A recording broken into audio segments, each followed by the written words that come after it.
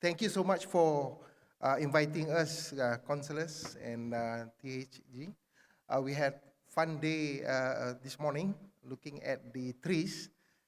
This is the first time I ever, plant trees in the direct noon, afternoon like that. So it's really a new experience for me.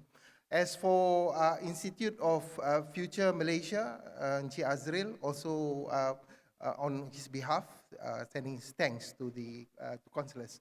Okay, what I'm going to talk this about 10 minutes is about future resilient by sustainability.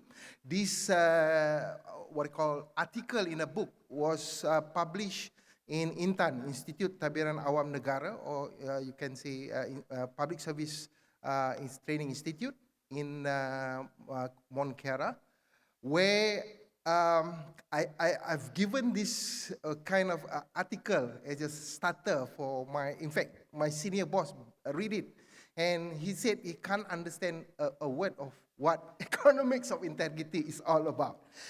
When you talk about economics, it is a serious matter. Economics is econ enormous. In Greek, econ is something like what? Household. Nomos is management, how you manage the household. So it becomes bigger and bigger now, the economics of Malaysia. And what do you feel of economics of Malaysia? Yes, you have a CPI of 3.5%. It's low inflation, but actually it is 12 or 13% because of its subsidy and price control. So people are talking about all these quantitative things, the consumption, the investment, the government, the export and imports, and now about OPR, the forex, the changes and things like that. So it is something like you are talking about, it's already out of the world. Even in one national conference, I was saying about how we have overdone our consumption. We are now using 1.5 of our world. So it's what? Is that overconsumption? We want to buy something like 1 or 2 eggs, but they give us a dozen of it. That is already overconsumption. And that is just a small piece of, example. You can find these wastages a lot until you can see that even during the fasting month, people fasting, they take a break of eating, but the wastages is coming out pretty big. So I wonder what are we thinking going forward? So that's why I'm talking about walk the talk on economics of integrity. Not just the economics of integrity, but you have to walk the talk. If you have your Polonia, right, you have to walk through all the trees and feel whether they are stressed or not, right? It's the same thing in economics. You have to feel whether the economic is stressed or not. Now, from $0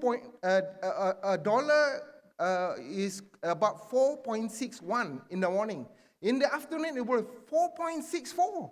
So it increases maybe about 0.001.2 or something like that. But for people who have 1 million or 2 million of dollars, it constitutes a lot of loss and things like that. So we must look at, where is the trust or the integrity in that economics? Are we here as a player or agent or stakeholders of economics going forward, taking everything out, maximize our utility, maximize our utilization of whatever resources we have, as what economics is all about, isn't it? Economics is about a small resources. I mean, the supply of resources is small, it's limited, but we have a big demand.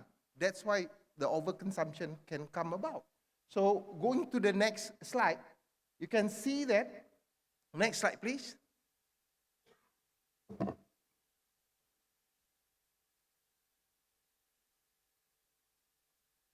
The economics of integrity have the positive values of frugality and prudence, meaning living in whatever you have, rather than going for more money, more position or whatever the thing is. So you must have these positive values.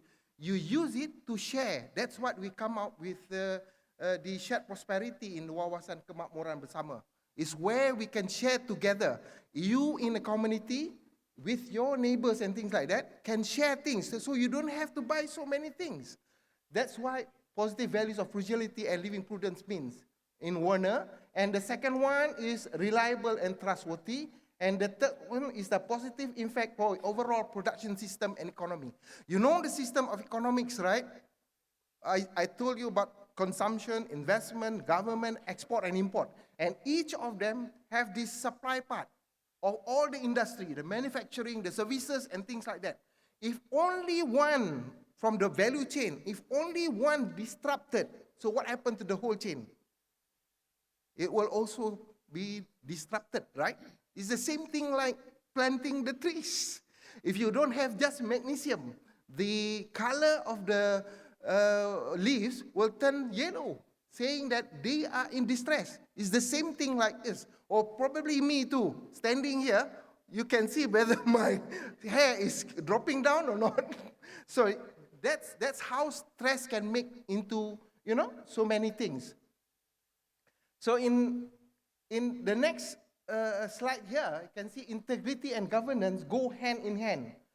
Unethical behavior, I'll go another one, like Enron, you know already Enron, the subprime, issues, the subprime mortgages, the MACC, Sergei Magnitsky, victimized because he's the whistleblowers. Actually, the whistleblowers should be protected, but he is the victims. And so many other things. In fact, the newest, you can see that in many of the ministry in the government also have a lot of these, problems in integrity. So let us see some numbers. What score is Malaysia is having? In 2012 to 2020, in the perception index score, CPI, not the consumption price index, right? This is the Malaysia's corruption price perception index. We go from 2012 about, going to 50, now going down a little bit, 2018, and going up back again and going down. But actually, it's just on the average. So we don't change much. The same thing as in below here, from 54 to 61. So almost like no changes at all. What does this portray? This portray that there's higher perceived corruption. We may not hear about it, but actually our neighbors are doing it. Policies made are not effective and met objective. Why? Certain stakeholders want to make some changes and some interest to meet their own objective. Then it is a culture. So how do you want to do about this?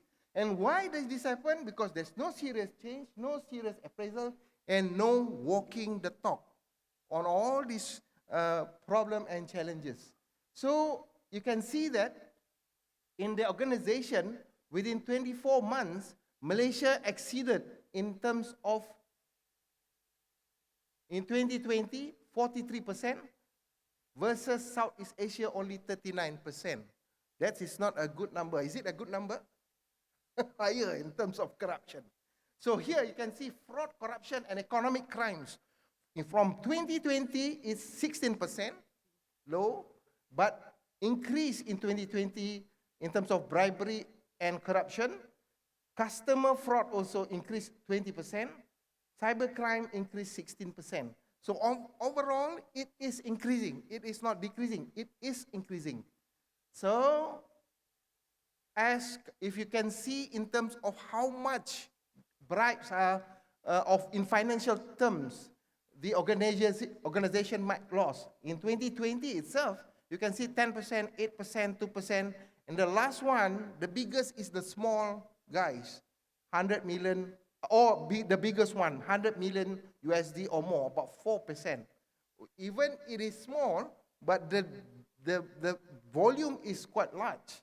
So this is a challenge for them. And overall, you can see that in 2014, the report of this incidence of bribery and corruption has increased from 2014 of 19%. You can see the numbers there. Increased to 2018, 35. and probably can say moderate increase of 35%. But actually, this is still brewing. You never know. Probably it will increase by time. So you can see in some surveys, even Malaysian respondents have asked to pay a bribe. From 2018 is 11%, now has increased double to 25%. The next one is from 11% to 30% if you are given the opportunities, the competitor pay a bribe. So it's getting worse and worse. So we have to look back again, walk the talk in DNA. It's not something like in science, DNA is our, what do you call it, DNA, isn't it? The gene that consists in the body. But in accountability or in economics of integrity, there's a disclosure clause, norms clause, and also accountability.